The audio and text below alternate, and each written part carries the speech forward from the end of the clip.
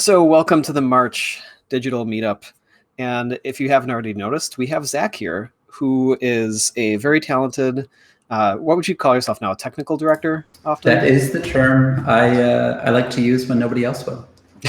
Well, we'll use it. We'll call Zack Thank a you. technical director. Zack writes many scripts, handles lots of various technical aspects of pipeline for clients, and he co-teaches the expression session for School of Motion. So he's graciously uh, graced us with his presence to share his knowledge with us. So tonight we're going to talk about what's new in After Effects. We have a new updates, two actually, because the beta came out as well for 18.1. Then after that, Zack's going to teach us his expression ways. Then we'll take a look at the couple secret submissions for the prompt. We'll do some show and tell if anybody's got anything. And then we will do the giveaway. The giveaway is a little bit different just because this time we did not require people to be present to win. So it's possible someone might win without being here. We'll still let them know. They're not gonna, we're not gonna take it away from them just because they didn't show up. So first, if anybody has not updated yet, After Effects 18.0 came out with a couple, a few really nice features. The first is, or the first two are coming out of beta, and we have a 3D ground plane now for people who use 3D. It's a long-awaited feature for anybody who's used to working in typical 3D software. So you have a nice ground plane to work with. Along with that, they have a real-time draft 3D mode now.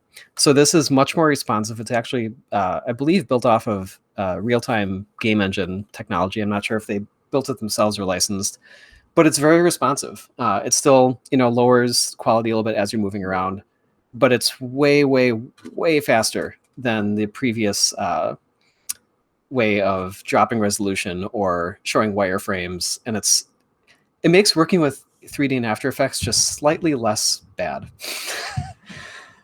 The other thing that we have in here is a new composition toolbar, and this can mess with you if you have a lot of muscle memory for where these things are. But once you get used to it, it is very nice. So the previous version, everything was all kind of lumped together on the left. A few things are reordered based on how often they're used. So you have your scaling resolution, you have your sample resolution, you have your controls kind of all grouped together. All the buttons are together instead of spread apart like they used to be. The tricky thing is that has been throwing some people is that the 3D features don't appear unless you have a camera or a 3D layer. What's also tricked people up is that they'll bring up like a 2-up view for working in 3D, and then they'll either delete or get rid of some 3D layers, and that view is staying there, but these buttons are gone. That's a bug they're working on. But for now, if you just make another layer 3D, these buttons will show up. You can go back to one view, and you hopefully should be back to where you were before. Media replacement, if you make motion graphics templates, is here. So you can replace logos or background footage or other assets, which is really nice, especially if you're sending stuff over to Premiere.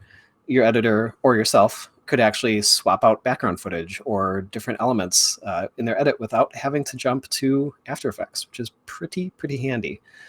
And I can't speak too much to this one, but the team project performance has been improved, apparently, especially with searching and responsiveness.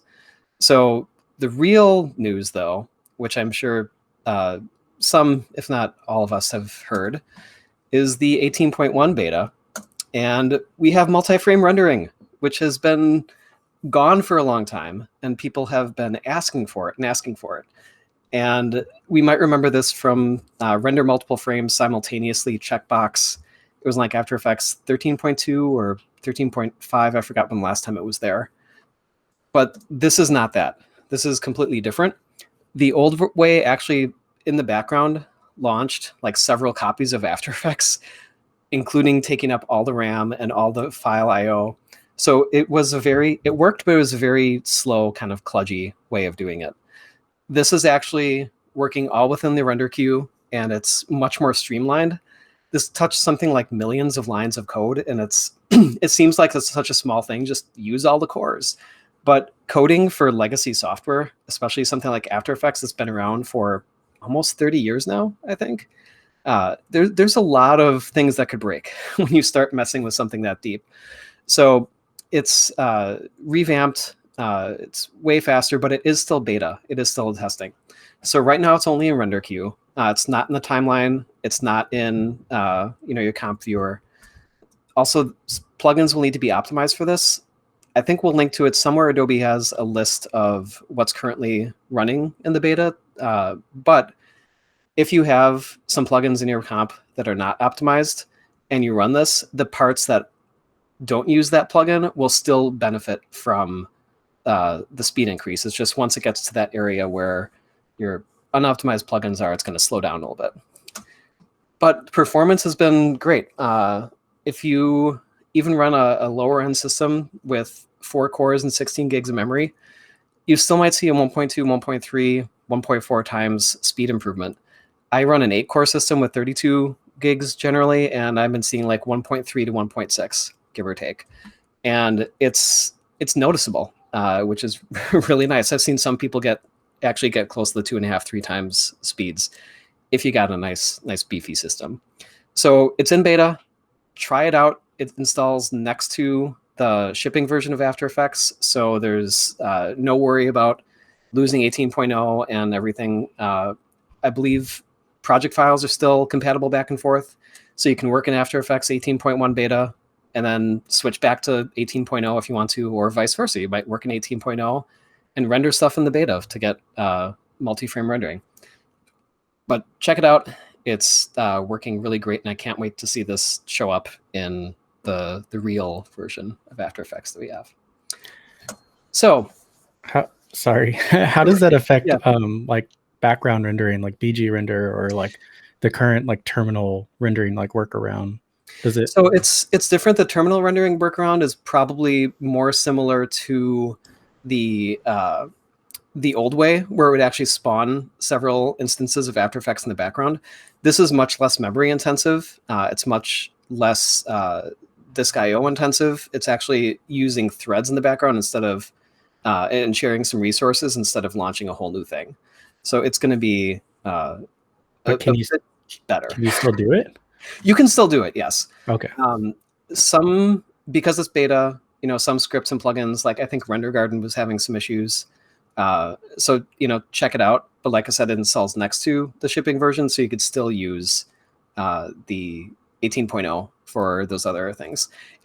I do kind of miss using BG Render and like spawning a bunch of terminal windows, because it made me feel like I was doing something way cooler than what I'm actually doing, which is, rendering on-screen graphics for educational videos. But I also am starting to lose my coffee breaks now by clicking the render button, but that's okay. I have another question. Yeah.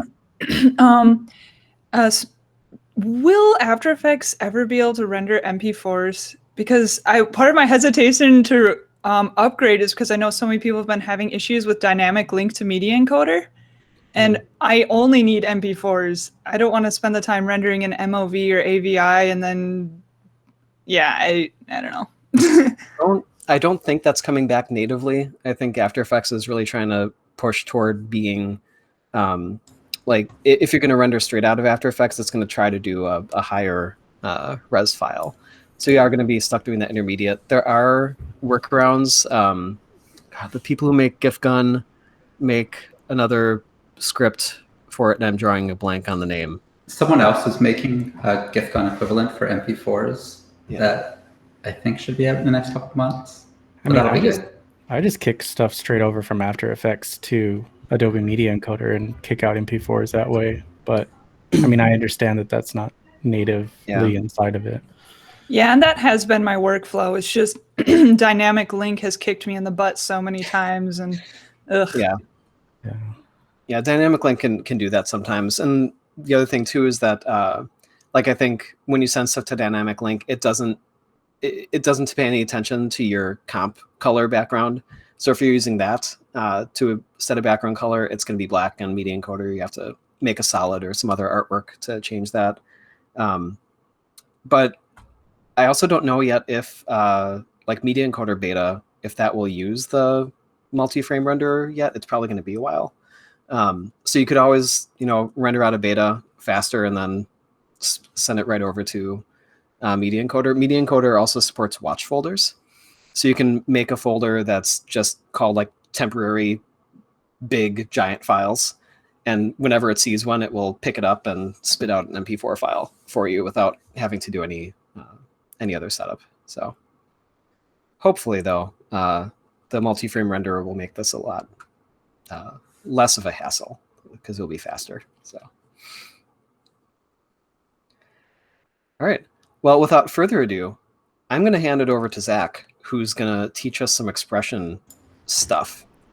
And I'm curious, out of the people here, like either chat, raise hands, wave, whatever, how many have written expressions before? Few. Some tentative hands. How many have never touched expressions? How many have never written them or touched them? Touched them. You never touched. What about just copy and paste them? That was my next question. How many people just copied straight from Google? I see how it is. All right. Well, hopefully we will be able to give each of you something that will help you out, and I will stop stealing Zack's thunder and setting him up. No thunder. Oh no, terrifying. Okay, so I have like a presentation here, which the idea is like, I don't know anything about expressions. Let's break it down to steps, walk through, show some examples, and leave you with a bit more. But maybe it's too low level, or maybe it's too high level. I don't know where you're coming from, so stop me and ask questions. There's no stupid question. There's no ridiculous question. If you want more detail on anything, just let me know, and we'll just pause and go right in. I'm also totally okay to skip stuff. I'm not beholden. The more we skip, the more like cool things we can just build and show and tell and have fun that way. Sound good? Okay. Perfect. And then guys, I have chat open. So if you're not comfortable chiming in the mic, I can see your questions and I can ask them for you on Zack, ask your questions to Zack on your behalf. Thanks, Zack. And I don't have a second screen or anything right now. So like, I'm not going to see the chat. So if, you could just let me know audibly, that would be cool. Whoop, wrong one. After Effects. Are we in After Effects? Yes, your screen is presented. Yay. We see After Effects. We see it. That's what we should see. Okay. So a bit of an intro. I'm Zack. As mentioned, I do nerdy stuff for motion designers. And so kind of this idea of the talk, as I mentioned, we're just going to run through like a few different things about expressions. Just like, what are expressions? How do we write them? How do they work? What can we use with them? And other things like that. So the idea of an expression and kind of the core concept is that expressions are just custom tools made of code. Because like a lot of the time you copy and paste without really thinking about what you're after or what the intention is, but they're just like, they're tools. It's the same thing that this is the shape tool or the pen tool or the text tool. Every expression, you're trying to get a specific result after. The one benefit they have is because it's all code and text, you can go and change the way they work. Like all the time, you probably want to change the way the pen tool works or shape tools because the anchors are wrong or like something's just, I don't know, After Effects is weird. But with expressions, you can do that. You have all that control. And so some of the benefits that expressions bring are that like they can save you time. If you're doing the exact same task a million times in your same project, well, you can probably simplify that with expressions, and that's the biggest benefit, making your life easier. Preventing errors is another big one. Like a big one is when you've got a brand colors coming in, well, instead of setting that in a million different shape layers and a million different comps, you could set that in one spot and use expressions to link to them so that if the colors change or update, you're changing them all at once, and you're not going to miss any wrong colors or wrong text or have typos in a million different places. Like, centralizing is helpful for consistency. And the last is kind of like adding new behaviors, which is really fun. Like this idea of the path to nulls tool that comes built in, where you can have your nulls draw shape paths like that behavior never existed before the expression supported it. And I mean, that's the most popular one, but it's this idea of going a bit further than what you can just do with the built-in tools and keyframes. This one is something that I think Paul is just as guilty of as I am.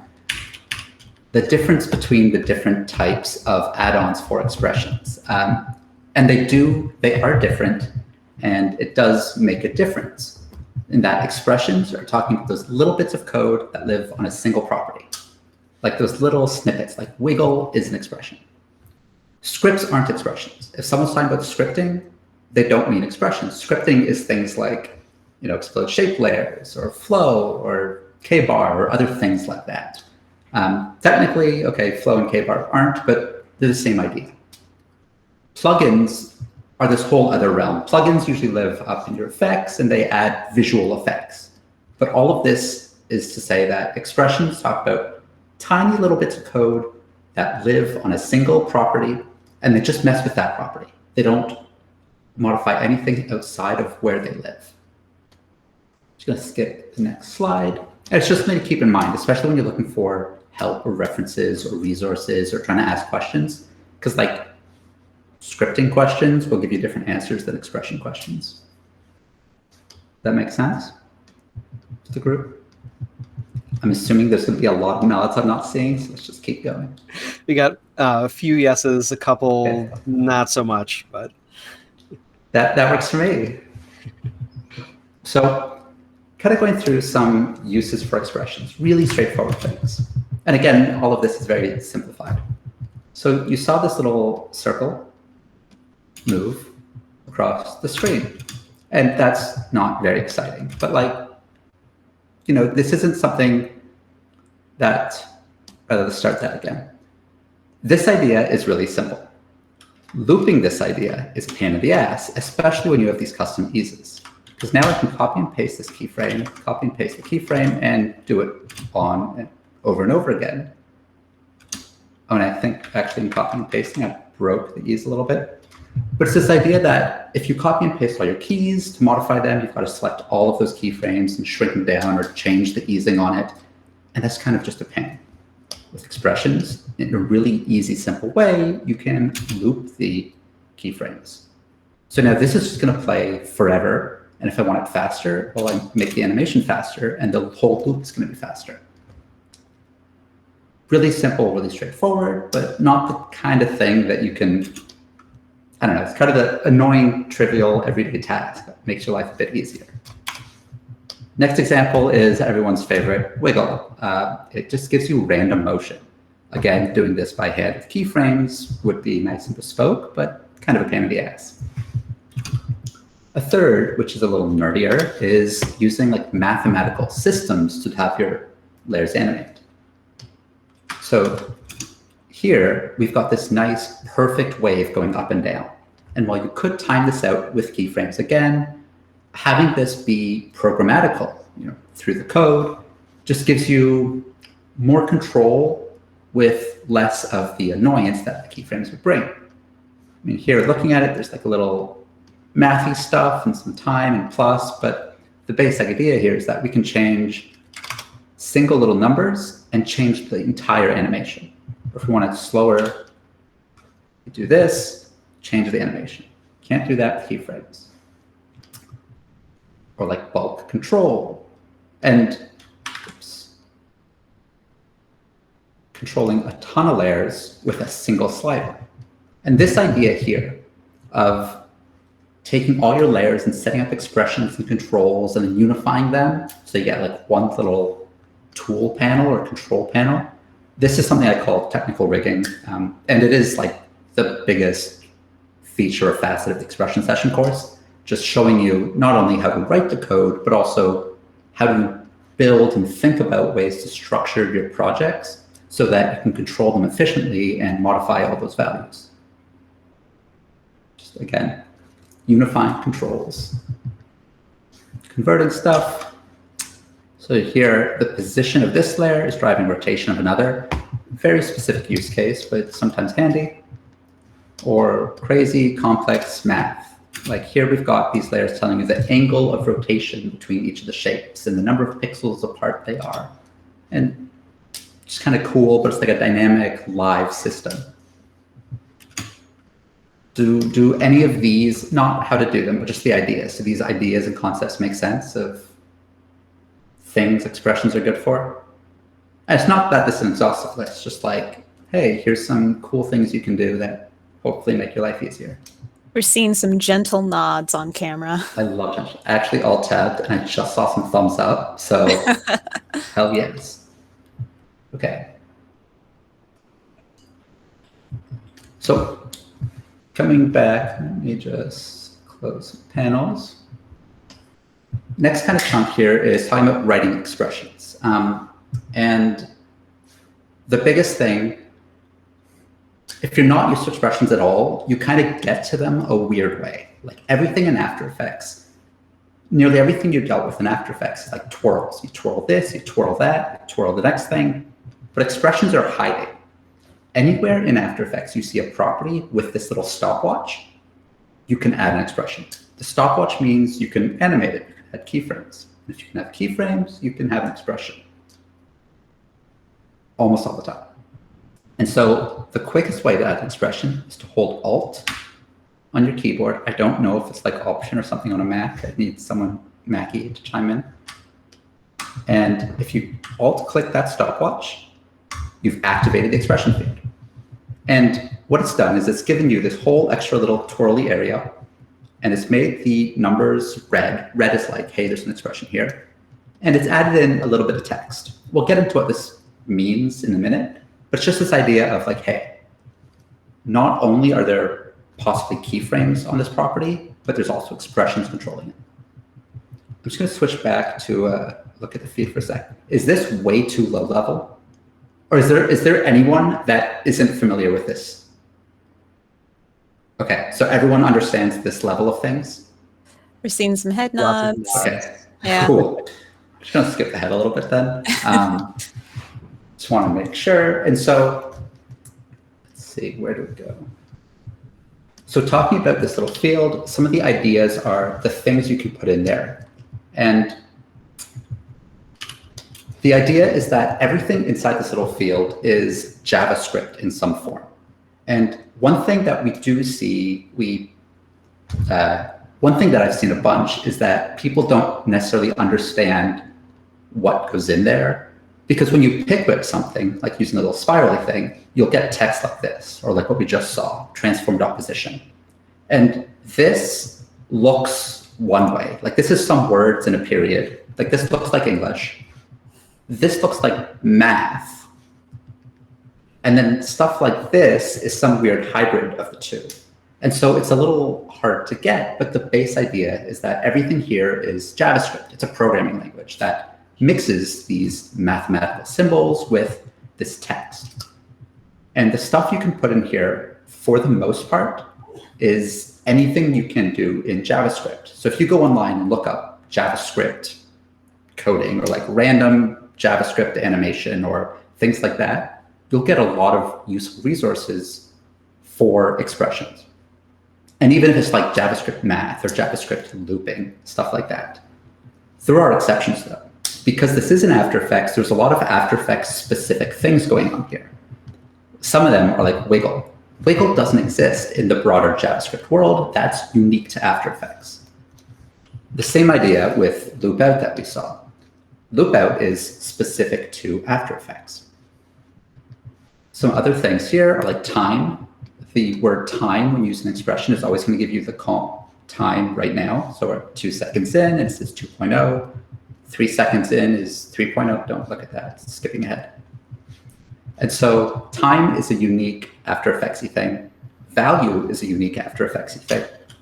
Value will give you whatever this property's value is. So here, if it's 65 degrees, this is now, oh, hold on. That's actually not a great way to show that. But value will always result in whatever the property equals, including its keyframes, or index, which is a fun one used for a ton of really cool cascading animation. Index gives you the layer number. So, in your timeline, you get 1, 2, 3, 4, 5, 6, 7, 8. This is layer number 7. So index is 7. It's that layer number. And if you're looking for all the possible things that could go into your expression from After Effects, so like not the full world of JavaScript, which is 30 years old and has a bajillion things going on, this little flyout menu is, or could be, hopefully, your best expression friend. When you open this up, you get a ton of these submenus that kind of tell you all of the possible things that After Effects, like all of the tools After Effects is giving you to go into this expression. Now, you can't just use them out of the box a lot of the time. For many of these, you need to write a little bit of other codey bits to make them work. But at least looking through this menu, you can understand some of the possibilities. So like under layer, there's something called has parent. So like, okay, well, I can probably use has parent to see if my layer is parented. Or what is the in point or out point, which is the timing of the layer. Or things about your camera. What is the camera's zoom level or depth of field? And I think they're still being released. I had this series of articles for School of Motion where I went into every single category here and tried to find a few neat things, like neat different ways to use some of these. Because a lot of them are sort of nested and hidden and arcane, but you can do cool stuff with that. Moving on. I was talking a lot about this After Effects focused JavaScripty bits, but there are a lot of just like plain old JavaScript commands you can use in here. One sec. Like a big one is rounding a number, where you're taking a number and you just want to like round it down to the nearest whole number or round it up, and math round will do that. In the After Effects context, this is really useful for when you want to have like snapping animation. Or if you're trying to display some text on screen, but it's giving you 8,000 digits, well, you can use the JavaScript command to round to like snap that to a single thing. Another is using toFixed, which is like, sorry, just a little, not used to talking anymore to humans at length, which limits the number of decimal places. So instead of this having like 1,000 positions after it, or I guess in this case it would be 14, it'll limit it to only 5. And so the expression world is this way where you can mix like JavaScript from the web and the public and maybe some computer high school comp sci class you took and learn JavaScript with After Effects and animation, and you bring these kind of concepts together, which I find really cool and challenging. And yeah, it's sort of a neat hybrid of the two. So typical in this folder pattern. Any questions or thoughts or anything on that so far, or just more? We've got a couple all goods. People are watching their screens very intently, Zach. Indeed, I see that. I'm just gonna remove this, a little toasty in here. Okay, so moving on, I'm going to skip this sort of next chapter. Moving folders around. This next chapter, the idea here was to go into each of the expression controls, which are good ways to like rig up and control stuff, but it's not as exciting or as fun, especially given that nobody seems to be struggling with what I'm talking about so far. So yeah, let's move on to like actually doing some expression stuff. And as I open the next slide, I just want you to understand, you're about to see why I stopped being an artist and only do technical stuff. So just like, bear with me, please. A lot of smirks, Zach. A lot of smirks from that comment. I love it. Okay, so here is the honeybee, photoreal. And the idea here is that like we've got a little bee layer. It's flapping because bees do that, I've been told. And just like writing expression, we're going to keep this really simple, just kind of run through a little bit more. We're going to alt-click on position. But if that's maybe your alt is broken and you don't like using keyboard modifiers, you can also select your property, go to animation, hit add expression. And in here, we're just going to give this the simplest wiggle with my favorite numbers for a wiggle, 0.5 and 500. And there it goes. We're done. This is expressions. Now, so there's a lot more you could do here, but it's just like, there's like this mental barrier I keep seeing where people are like, I don't know, I do everything by hand. Why would I ever use code to automate? Or it's like you're giving away some of the animation. So just read the chat now. Where it's like you're giving away some of the control, but like a lot of the time, you don't need that level of control. Like it's not adding a lot, or it's letting you focus more on the art and the animation and the craft of the skill and getting rid of these annoying tasks that you might not want to do. And looking at it, yeah, cool. Sorry, I just got off track a little bit. So looking at what I just wrote, when we see this wiggle with like these two numbers, does anyone here, how many people know what all this means? Like can look at this and get it? Seeing a few hands raised. Yeah. Okay. So like plenty of people. Okay, so I'm gonna run through this super quickly just so that the others don't. Because at this point, a lot of the time, people coming to expressions haven't necessarily used it beyond this. Or like they'll copy and paste something like this, but not really know how to read it. So I just want to talk about what this is. Anytime you see a word with brackets, and so we're not talking about wiggle, we're talking about word with little round brackets. These are called functions, and the functions, just like my little cute subtitles say, they're these little machines that do some work for you. Nearly every function, you'll give it a little bit of information, like a bit of something to get it going, and it's going to think and do some work and give you something else back. In this case, wiggle is going to take how often do we wiggle and how much do we wiggle, figure that out based on the current property, and then give you a wiggled number. And this pattern is so universal in After Effects. And you always start it, it's always written the same way. Whereas first you write the name of the function, wiggle. Then there's some round brackets that say, okay, we're gonna run wiggle and we're gonna give it a bit of info. Within them, you have the parameters or the arguments. It's just like the data wiggle needs to know how to wiggle. And then putting it together, you get the wiggle. Actually, I think no, sorry. I had a version where it was set up so I could change these numbers and it would just like automatically make it move differently, but oh, maybe that's somewhere else.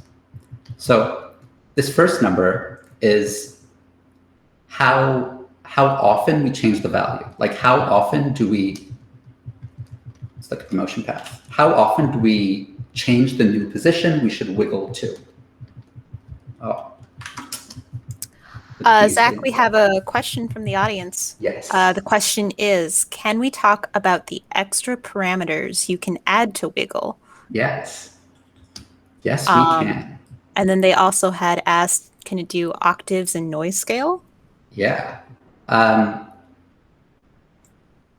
Should we just skip to that general show of nods and hands? Yeah.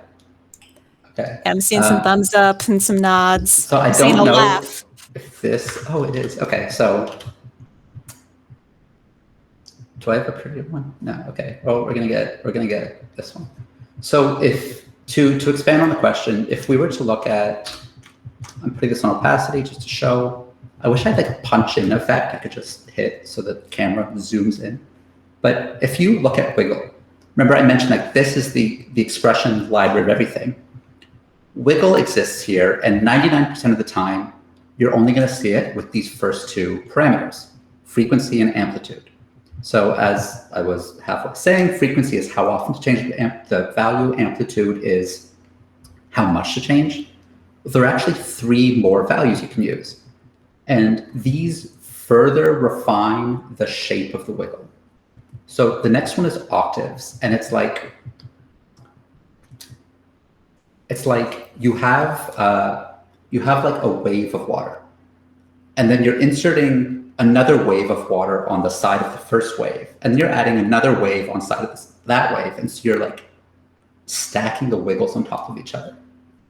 And so let me see. I think it's that the default was 1. I did something clever for the scene, and so just typing an expression would be octaves of 1. So if we change, by default, there's 1 octave, and this is the motion path. If we make this 5 octaves, you can now see that the motion path that was there, if I undo, this is very smooth, but with 5 octaves, it's now super jittery because every single time it's drawing a line from one point to another, it's wiggling again and again and again 5 times. It's like a recursive fractal sort of wiggling. Does that make sense for the parameter number 1? Cool. Parameter number 2, I have to look them up. I don't remember the names of them. Amplitude. Zach, can I ask, like, what exactly is the octave influencing here? Because we did get a lot of nods, but we also got a few so-and-sos. Okay, so I'm going to make an expression control slider because to visualize a bunch of little things, it's much easier this way.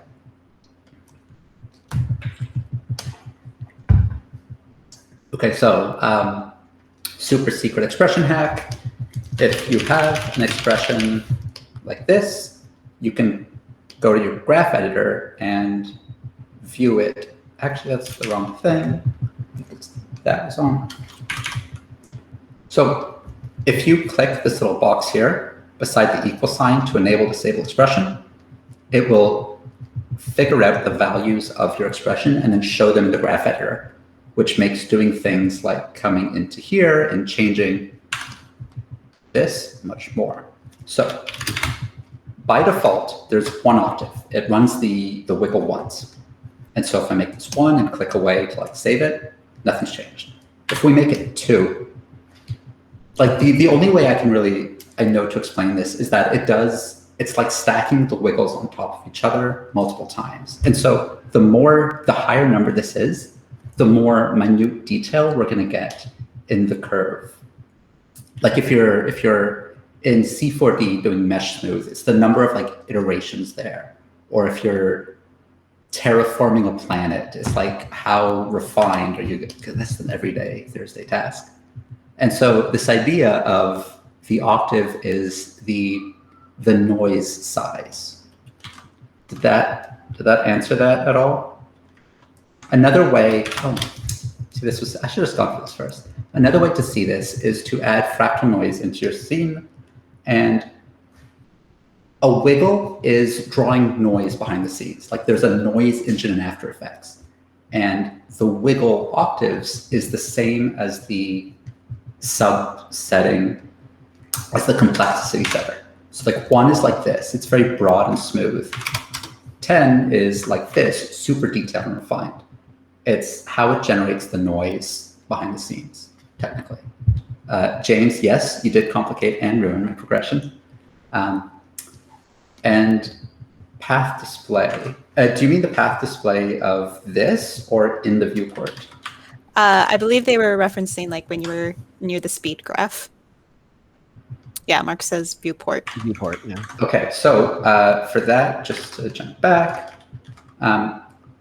Right, so that's what it was. If you have keyframes, you can see the path. Whoa, do not do that. You can see the path of your keyframes, like your position keyframes in here. However, if you have an expression, it doesn't show up. And so the workaround for this, I keep hitting the wrong thing. I'm sorry, bear with me here. I'm all off script. So when you have an expression, you have this downside of the position is moving, but you don't see that path. And the workaround here is to enable that post-expression graph. For whatever reason, Adobe decided that if you have this enabled, it will draw the position motion path results on screen as a motion path, in addition to showing it in the graph editor. So it's a handy trick. And which is why when I opened the graph editor, there was already stuff there, because I had this enabled for the viewport. Do not worry about the voodoo going on there. Just don't look behind that curtain. Okay. expression-y stuff, we were talking these parameters. What was the last one? Oh, there were two more. There's time, there's amplitude multiplier, and time. I don't really know what amplitude multiplier is. Paul, do you? I think that changes how much influence each additional octave has. So if it's like if you, I don't know what the default is, but if you like make it 1, all those little lines or those little bumps should get a lot bigger. And if you make it like 0.2, they'll get like really, really small.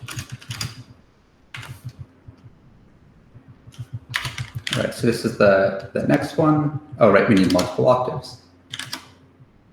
Let's say 10. Okay, yeah, so there's definitely a relationship there.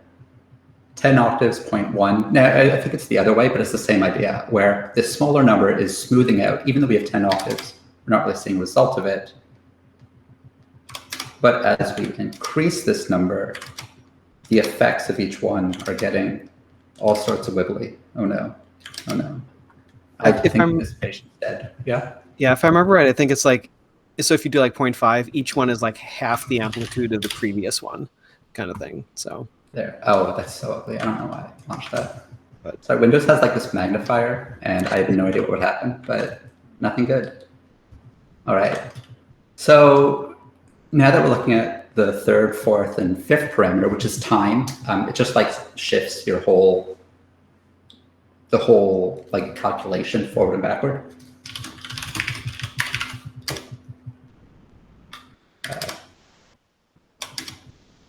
Okay, hold on. Sorry, I'm gonna simplify this a little bit. So the very last parameter here of wiggle is time. Now, you know that as soon as you apply wiggle, it doesn't have a start or stop, it just goes forever. It's drawing this random curve based on a few things. Like it's based on the property and the layer and the comp and all the stuff. But you see it starts, this one starts at 42. This time value is shifting when the curve is. So, you know, with keyframes, you could just slide them down. You can't really do that through expressions. So wiggle gives you this last one, you can say 0.1 or 0.5 or 0.6, and you're seeing like as I'm making it go up smaller numbers, it slides the whole graph forward and backward. So that's the idea there. These numbers, time is always in terms of seconds. So 0 is like 0 seconds, 1 is 1 second, 0.7 is 7/10 of a second, which is very precise, but that's the idea here. Let me just shimmy on down a little bit. Right, so the idea here was that one of the benefits of at least understanding or seeing that these are just like simple little numbers. Sorry, I keep talking, so I have to keep drinking water. Just a moment. How dare Zack be a human with human needs and not a robot? I tried. Look, despite the whole like weird gritty stuff going on, there is some human in here. Now you see where I got the hexagons from. Also, I think the B in these project files is just absolutely adorable. Thank you. It's appreciated. Right, so the kind of next step of like, hey, I've written some expression or I've copied and pasted from somewhere, but it doesn't quite do it, is this idea of breaking apart all the little pieces. Like everything in expression is like a Lego piece in some way, or a, sorry, copyright, a non-copyright toy block product. And so this idea and the next step to what I call technical rigging is creating these centralized controls or these like mechanisms for modifying your whole scene at once. And I always like to make a null. I call it a controller. And on the controller, I add, sorry, way too many plugins. Like I would add a slider control, and I would call this frequency and one called amplitude. And the idea is that I don't want to have to go into this little property right here and type in a new number every time I want to change its behavior. I would rather go to a central place where I can have those numbers set. And then from here, like I deleted that one, I put the cursor right in the right spot, and I can just pick it up to frequency. I'm going to delete the 500, pick it up to amplitude. And nothing's changed. Where's the motion path? Nothing's changed, but now I can go back to my controller and change the amplitude. And we can see that this motion path has gotten huge, which again, this is just like how wiggle works. The second number, you make it bigger, it goes bigger. The benefit comes in where if we have a ton of bees, they're flying all over the place. And we're like, hey, this is way too fast. This is way too much. Okay, we're going to go to our amplitude, bring that back down to 500, drop the frequency. Well, see, now they're too clumped together. And it's this idea of taking your little components, the little wiggles and stuff, and centralizing all of those controls for the flexibility that it provides. And of course, you can always go into each specific layer and modify them to be unique or individualized. But these central controls just really help get a big picture grasp. And this idea that if you're trying to go into building a project that you know you're going to have to modify, starting with when you start thinking about what are the controls I can set up to adjust the project, or like what are the top level things I might need to change, it kind of changes how you think about building the project. Because if you know that you're always going to have to change the speed of things, or you might always have to change the color, you're going to structure your layers and your pre-comps in a different way, maybe, hopefully. Zach, we do have a question. Yes. Brian says, for the last time parameter in the wiggle series, was it time plus X? Yeah, so I am going to go here. And so the last parameter was time. And time is just where it was. Sorry, this is way too fast. So like I did some magic so I can type in a text layer and it's gonna like think it's an expression. And so yeah, the time it's literally just like time plus 0.5 or 0.3 or 0.1. And what that's gonna do is shift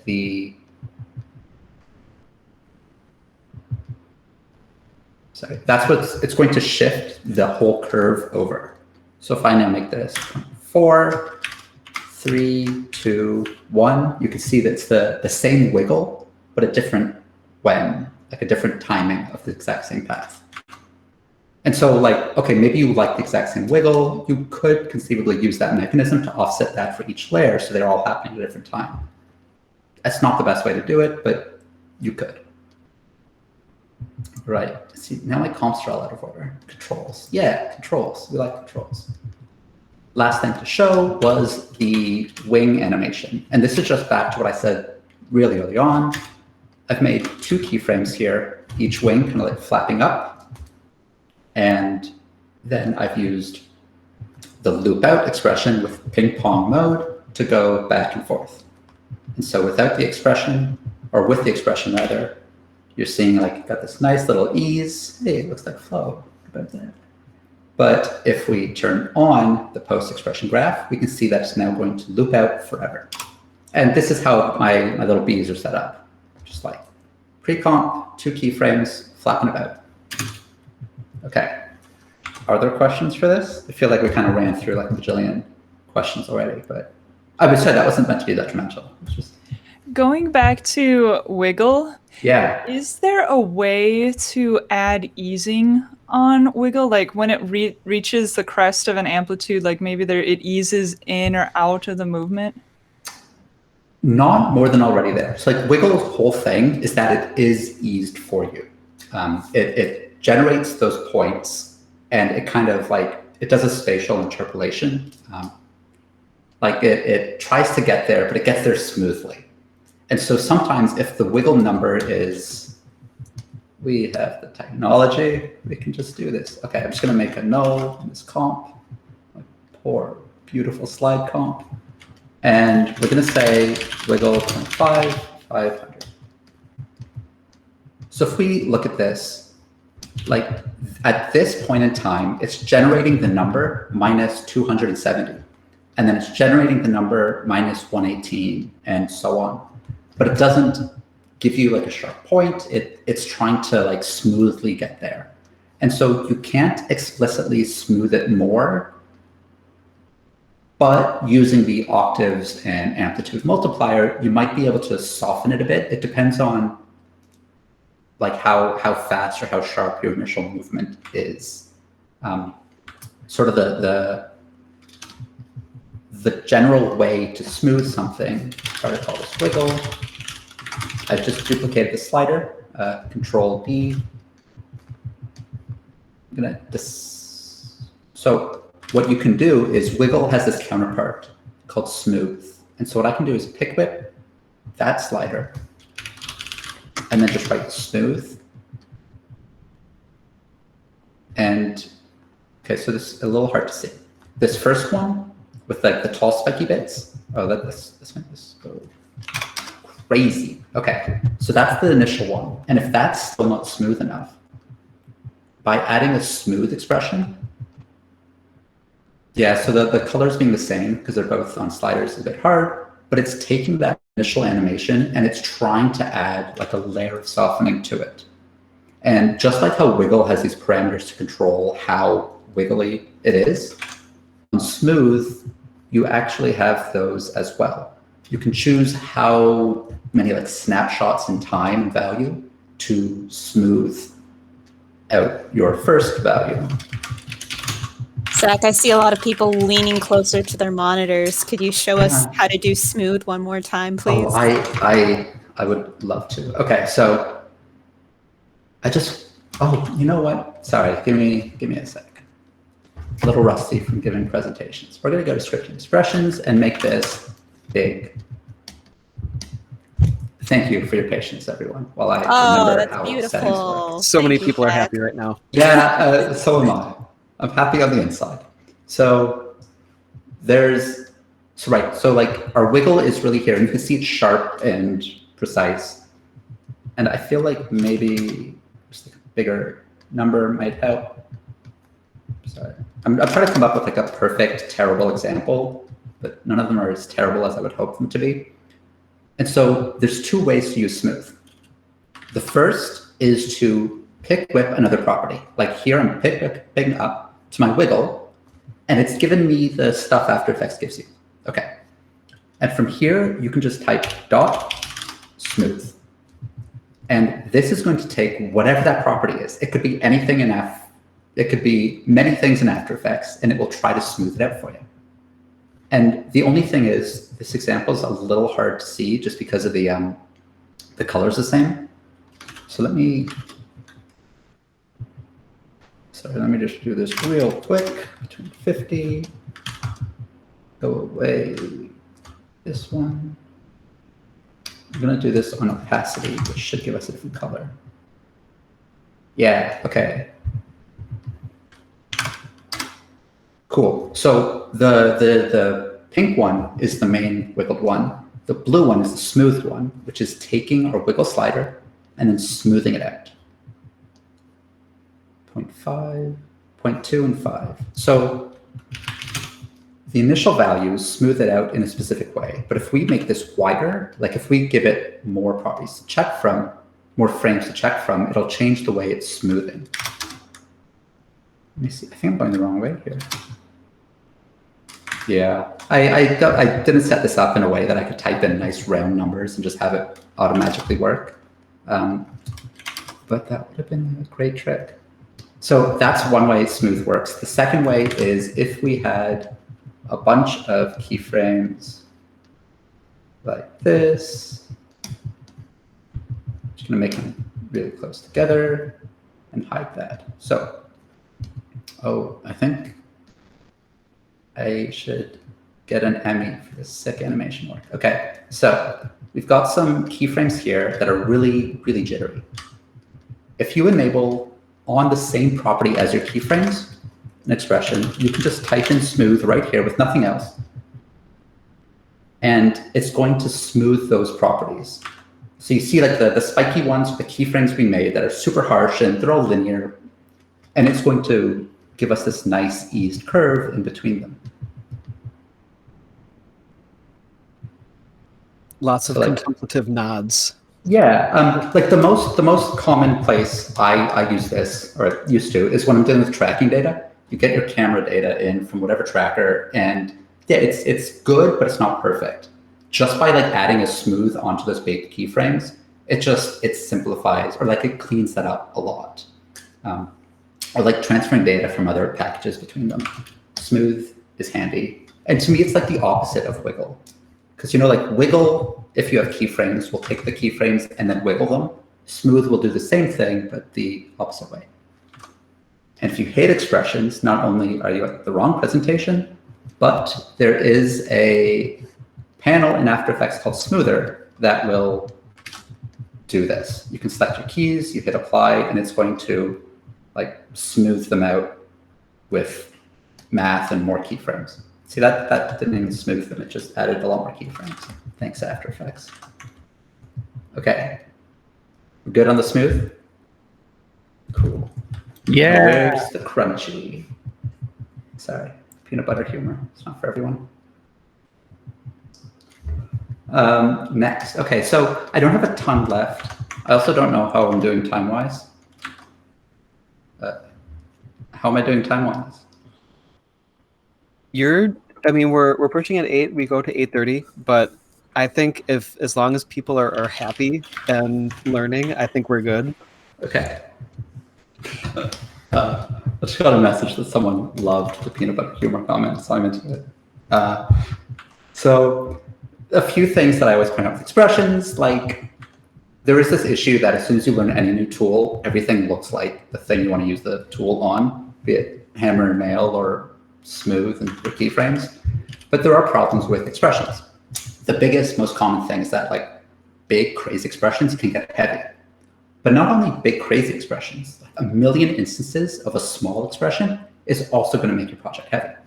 So it's sort of one thing you want to always pay attention to balance the need of the automated workflow from, well, the performance of your project.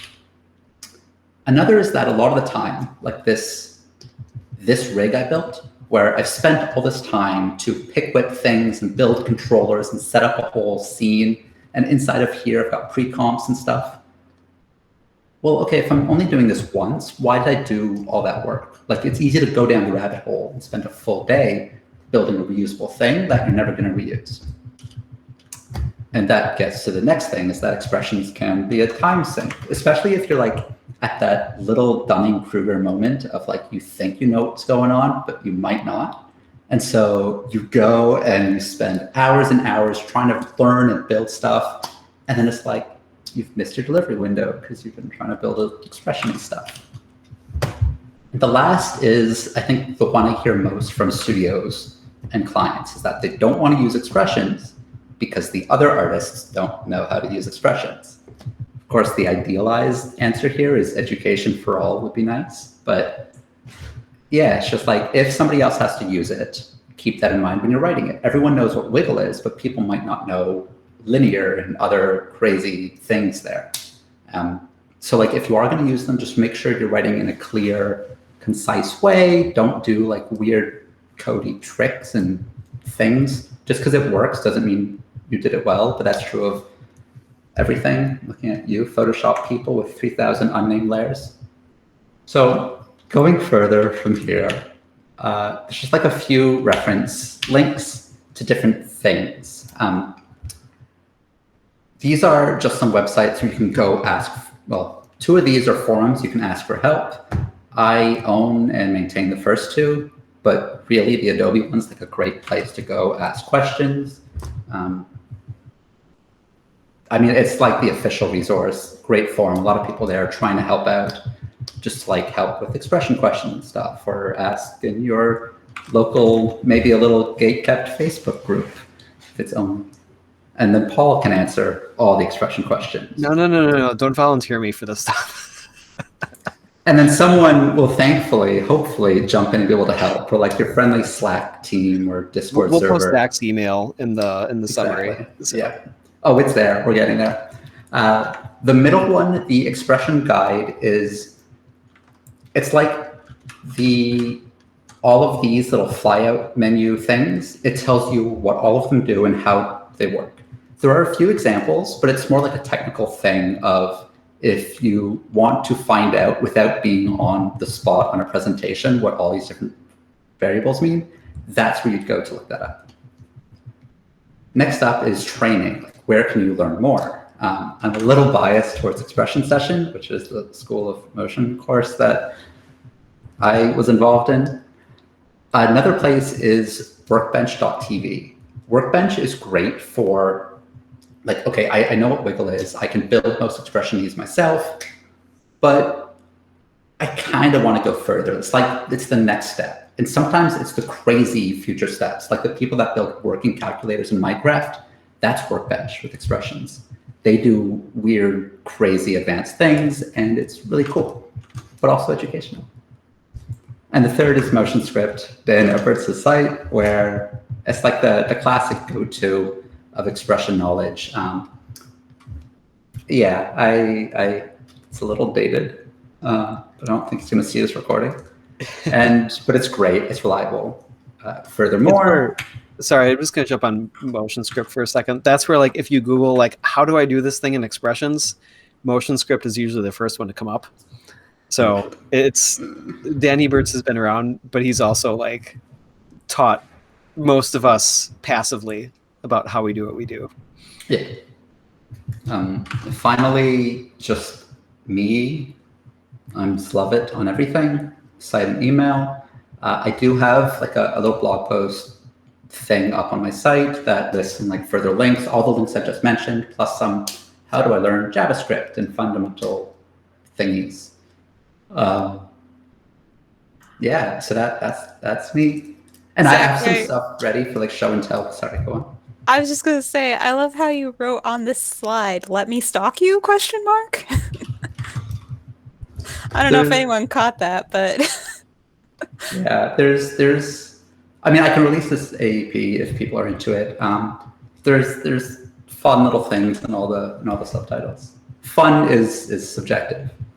Again, this peanut butter humor, which for some reason I'm really enjoying. But yeah, did anyone have questions on any of that? Probably, but you don't want to say because there's a whole grid of people and you're shy. Me too. We'll give people a second to contemplate. I will say Zack brought up the good point of, making expressions friendly for working artists, because potentially, depending on your situation, you never know when someone's going to jump in on the pipeline and be working on a scene with your expression. To speak to my own personal experience, and I don't know how good this is, but it's kind of been my workaround for that. In that pre-comp, I create a text layer explaining what's happening, and I set that as a guide layer. So that way, when you're working on the animation in the scene, it doesn't show up on your render, but if someone has to go in and make changes, there's just a little visible, invisible text explaining what they can do. Yeah. And that's something as well. Like a lot of the work I end up doing is creating toolkits for animation studios to send to their clients who are also using After Effects in-house. And so a lot of the time you have to be very clear on what can or can't be like modified without breaking the system. That's something there. Or also like baking in your seed value so that the layer index doesn't change, like random properties too. Yes, thank you. If you're gonna pass off files just so like somebody adds in a layer and they're like, it doesn't look the same. Yeah, that's always a fun thing. And beyond, fun thing. Is there, so at this point, I do have like a few other like thingies I can show off that are just maybe novel or interesting. But also I could just answer questions or make stuff, or also I could just stop screen sharing and let the rest of the evening commence. So this is to the group. I do have another question. Yeah. You're talking about expressions like being heavy for the system. If you go back to the B example, you could have just put the expression on every single B layer, but instead you made it like a controller. Does that somehow make it less taxing for the system? Or is there a way to use one expression for multiple things? Yeah. I guess my question is, even though it's affecting so many different layers, is it less taxing for the system, even though there's less expressions? I don't know. In this case, you're not going to see any difference. Where you would see a difference is this doesn't work visually for the art, but we could do if we had a property here called math or something, and we did the wiggle there, like in this case, it's wiggle. Wiggle is fast, it's performant. But if you had something where you had to go and calculate, like you had to go count every single layer in your project or in your column, get their average position and do something, well, you don't want to do all that labor 10 times because that gets slow. So the other way of thinking is like, okay, well, I only need to do that logic once, so let's do it here. And then every single time we're going to use it, on those layers, let's pick whip up to it. I mean, this is so then on each of the layers, you can pick whip up to it. And now, just copy and pasting. And now this idea is going to be much more efficient because you do the heavy logic once, and every time you use it, you point to that more complicated place. It's just, Wiggle's like a weird exception because Wiggle's unique per layer, and so it doesn't, this use case doesn't translate over, but there's absolutely times where you want to centralize the logic and then from there, figure out where you're using it. Makes sense, thanks.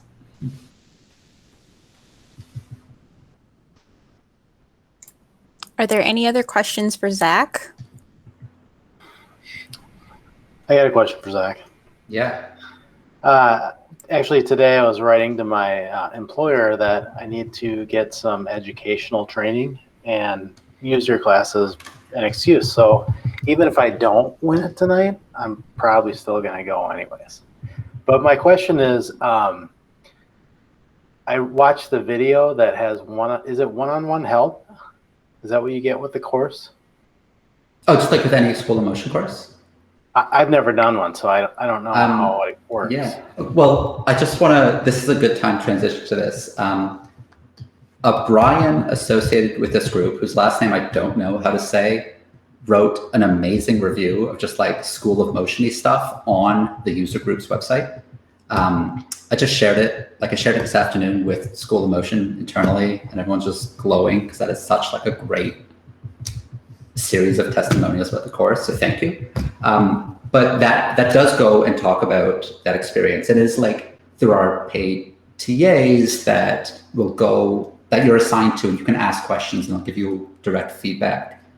I don't know the level of hands-on, one-on-one help, but I know that there is like at least text review. You can ask questions and get that insight. Yeah, I can say as, because I was a TA on Zach's course for a couple of terms, it's definitely, like as a TA, we probably only actually see and interact with about a half to a third of the students that actually sign up. And it's all what you give. So if you're posting your homework and you're asking questions, we're going to, like as a TA, they'll answer them. If you just post it and say nothing, you're not going to get much back. Like there's a lot of students and we want to interact with the ones that are like wanting that interaction. So yeah, if you go ask questions, your TAs are there for that. So use them. Thank you. There was, yeah. Does anyone mind if I show another thing? Do it. You can say yes. So I was looking through the Google form result thing, and someone had, actually there were two questions that were fantastic. The first one, well, I was going to show one about making a little expression library of like helpful things that you always write, so you can save them. But someone, this is anonymous, wrote, "Are you willing to eat cold rice for a year to pay for and produce on a great workstation?" And I don't know what that has to do with expressions. I really like that question. And I'm not going to answer it, but I want to share that with everyone. Thank you. Cold rice. We don't get Can't afford heat? No, I would never. I mean, this is my work, but it's not my life. Enjoy your world. Don't do that. Have a worse workstation until you can afford one, but don't kill yourself to get there. That's my opinion, but I don't know. Lots of big smiles. Yeah. Cold rice. It was the cold rice that got me. Yeah. It's just like, so much sadder. There's so many adjectives for rice, and the fact that it was cold is just No, really... because you know it's going to be moist. Right. Well, like, and why is it cold? Has it just been like because you don't have a stove, so it's just been soaking for days to? It might be. This is separate. One. Okay. Well, actually, here's a cool thing. One of the other questions was talking about like cool examples or like the most complicated. And it's very hard to come up with like the most complicated whatever you've done because everything changes. But so like for the everyday uses, like it's very easy to think of like, hey, when you've got expressions, there's a bajillion things you can do, and what's crazy and complicated. But you don't need crazy and complicated most of the time. It's finding the little pieces and figuring out how to put them together in a useful way to get the intended result. So as I mentioned, a lot of the time, what I do is I end up working with toolkits where you need the projects to be dynamic. You need it to be so that they can type in anything and it's going to reflow the paragraph, or they're going to swap in images and they're always going to fit the comp. And that example is something that comes up all the time. And so in this case, I have a bunch of cats, and they're all, I don't have dimension open. Is dimension not a thing? I'm just so used to Windows. Anyway, all these cats are of different dimensions. And the thing is, I need them to fit this comp because in this hypothetical world, my comp is animated, tracked in, or something like that. And so one of these cool expression things is a little bit of math, a little bit of logic, and put it together and the system so that no matter what size your cat picture is, the scale is always going to fit the comp you're in. And so it's like, this is very clearly rasterized, but this is something that comes up all the time, where it's like, I need my comp dimensions to be static, but the images needs to scale to fit.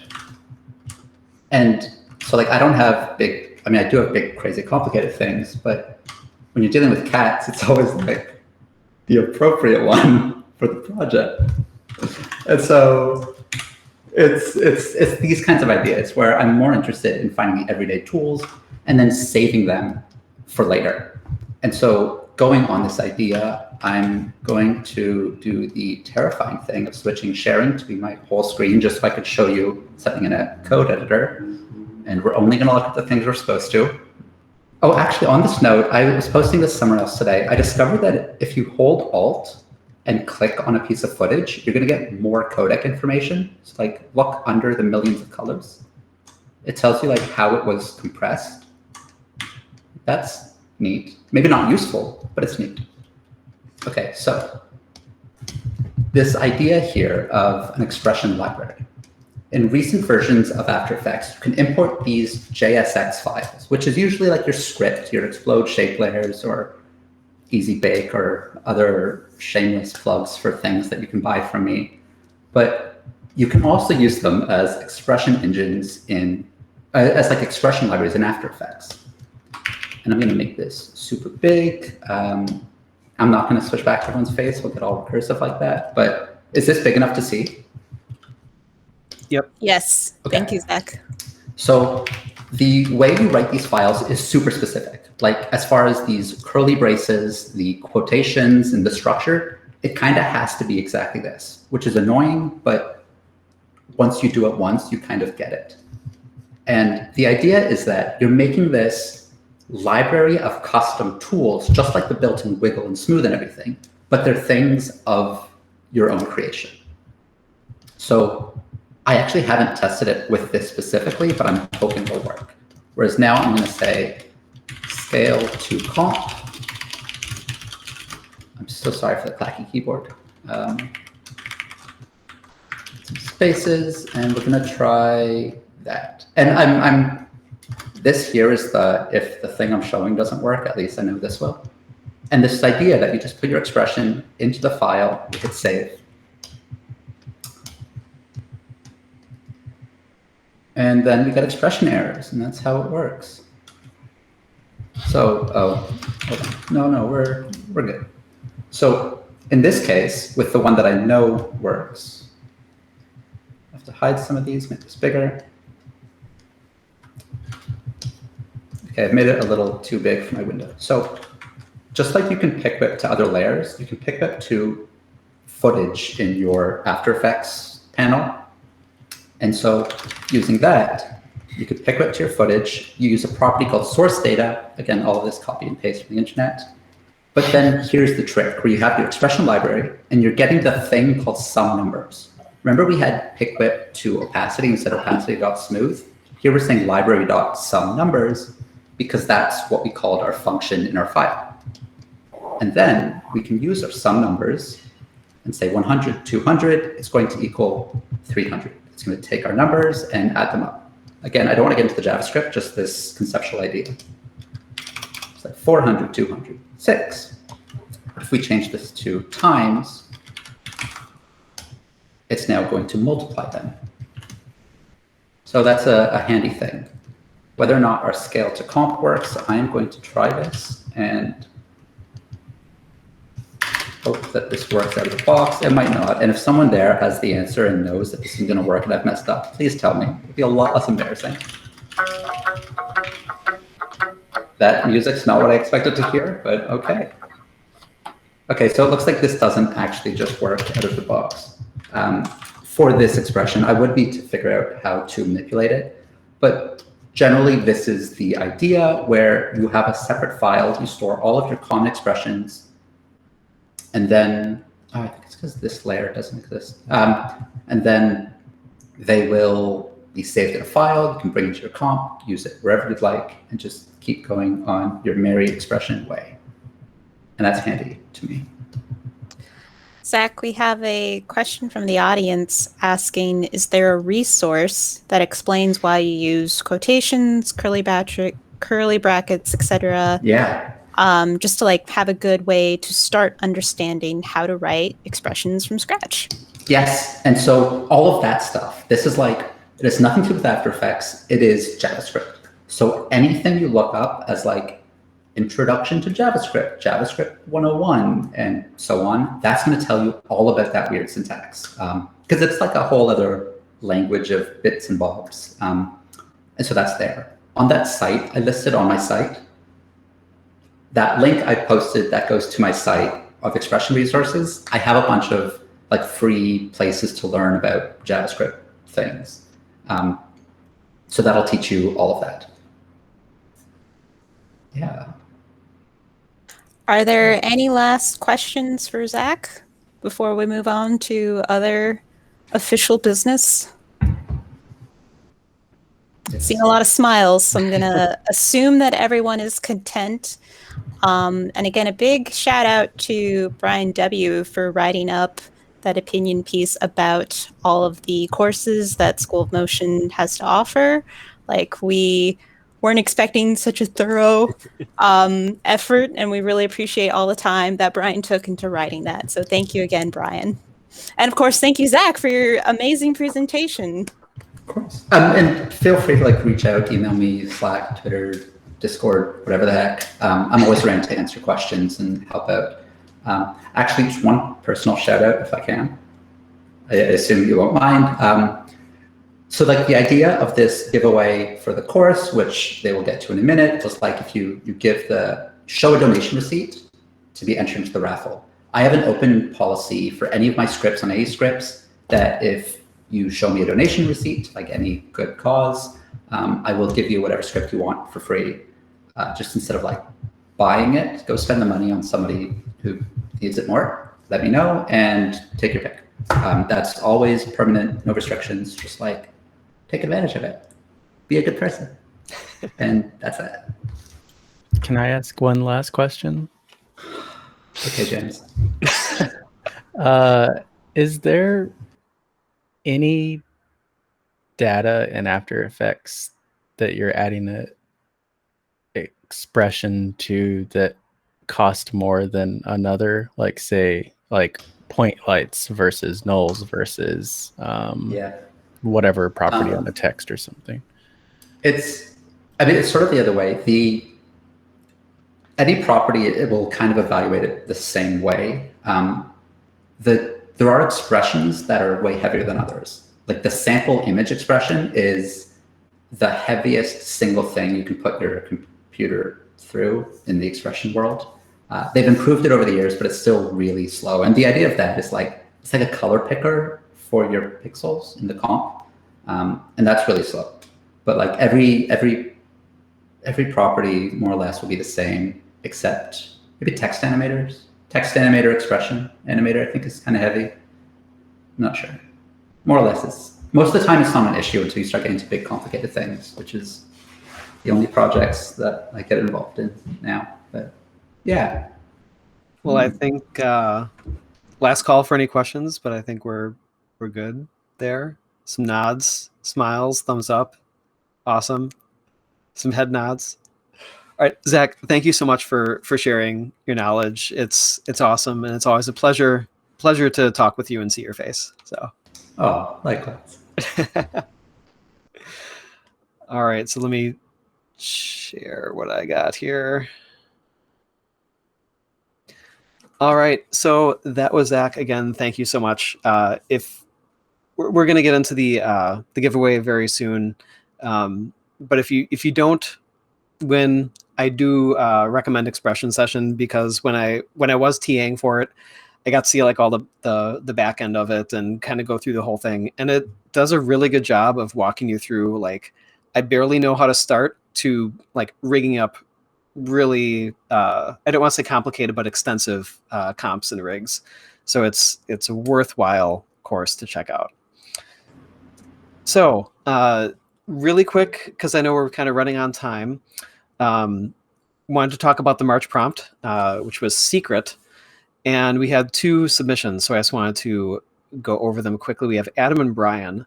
And so first I'm going to show Adam's, and I'll try to get this big here. I hear some comments. Oh, some people want to join. A little late, but sure, why not? All right, so this is Adam's prompt for secret, and I believe we'll hear audio. If we don't, I'm sorry.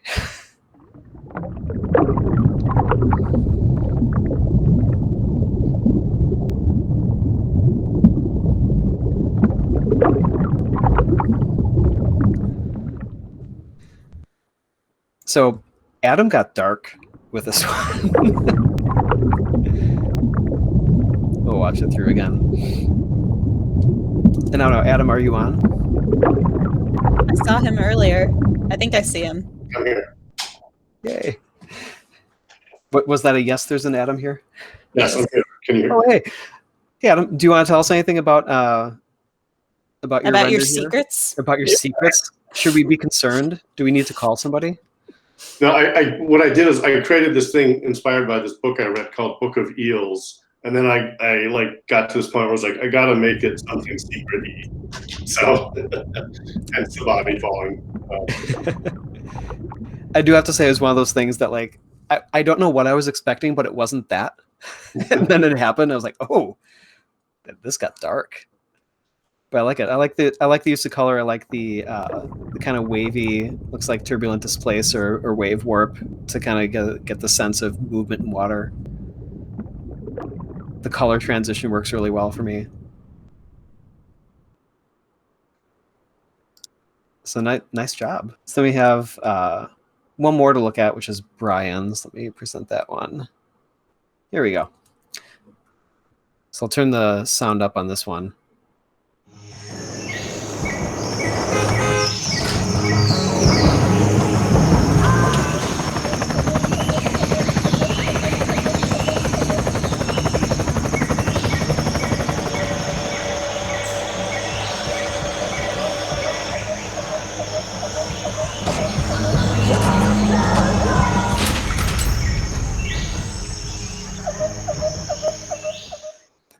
So I love the secret layer, and I do have to say I love the Beastie Boys whenever anything opens. Was a nice touch there. So Brian, are you on this evening as well? Yes, I am. Oh, hey. Is there anything you want to tell us about your inspiration or thoughts behind putting this one together for the prompt? No, I just, as far as the prompt, I thought a secret party and a secret volcano layer was a fun idea.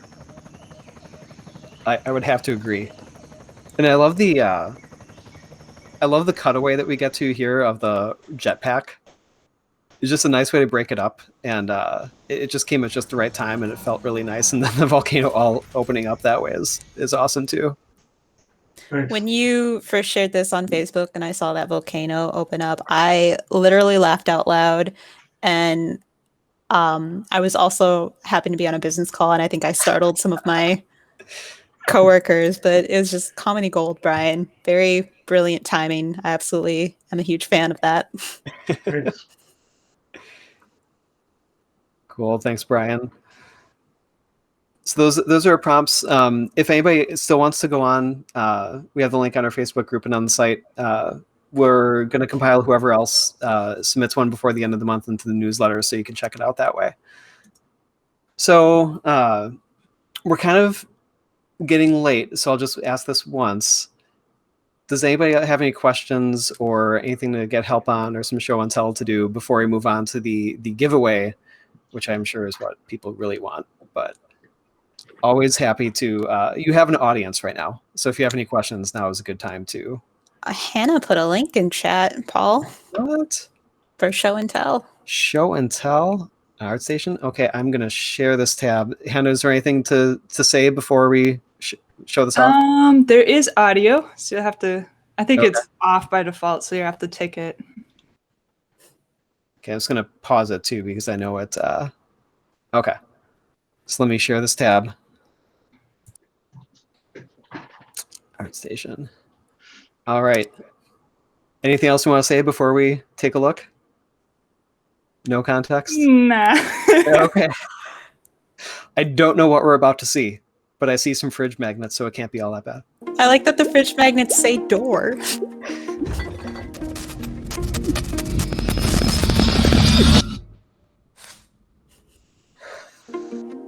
Nice. And Tara, did you know that was going to happen ahead of time? I mean, she planted it. She had the fridge magnets say doors. Wow, Tara, you spoiled it. I'm sorry. I didn't. Oh my goodness, that's awesome. No, that's great. No, I guess love for it. this project, I really wanted to practice creating, compositing my 3D renders more in After Effects to make it more stylized. And there's process videos if you scroll down a little bit.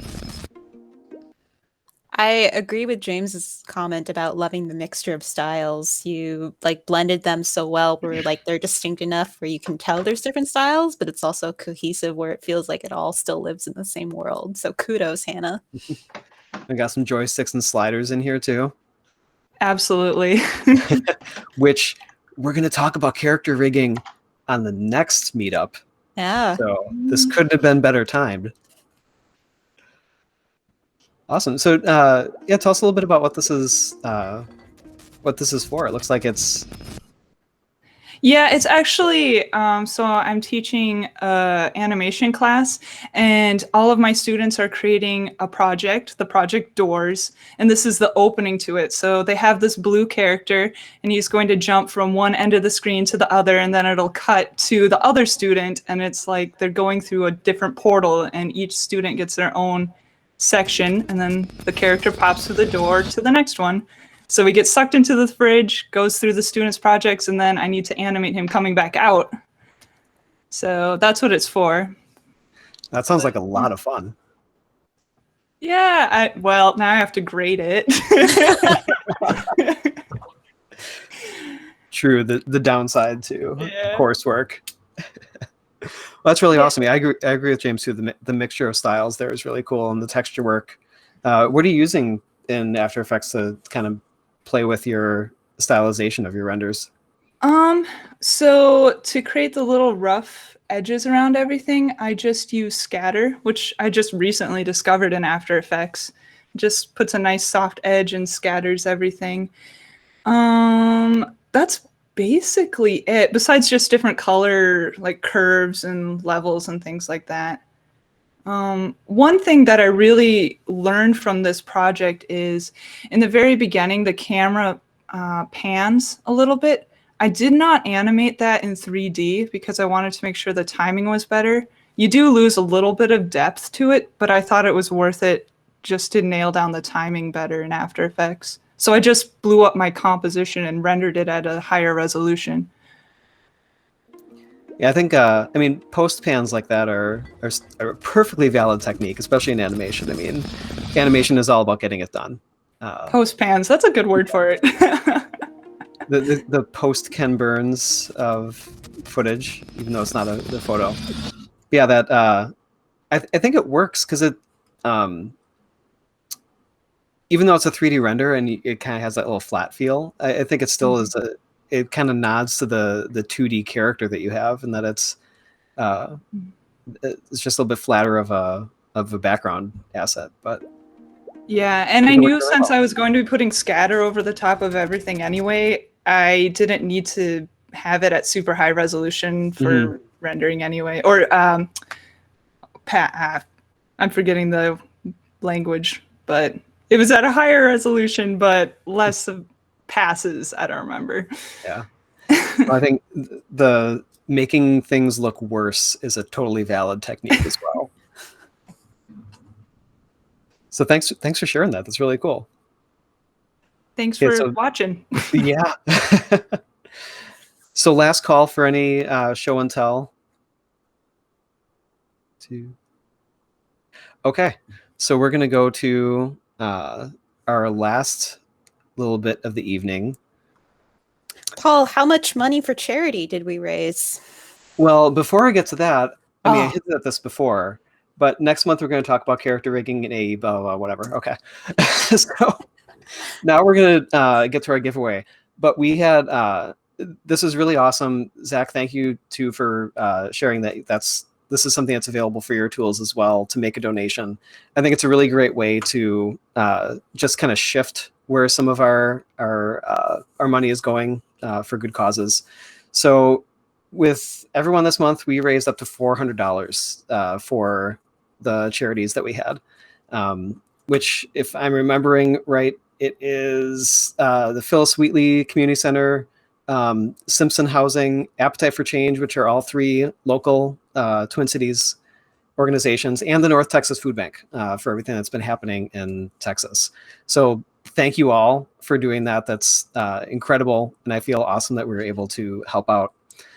So now the fruits of those donations on our end is that somebody is going to win a Seat of Expression session. So if everyone sees our wheel of names, we're going to spin and see who ends up.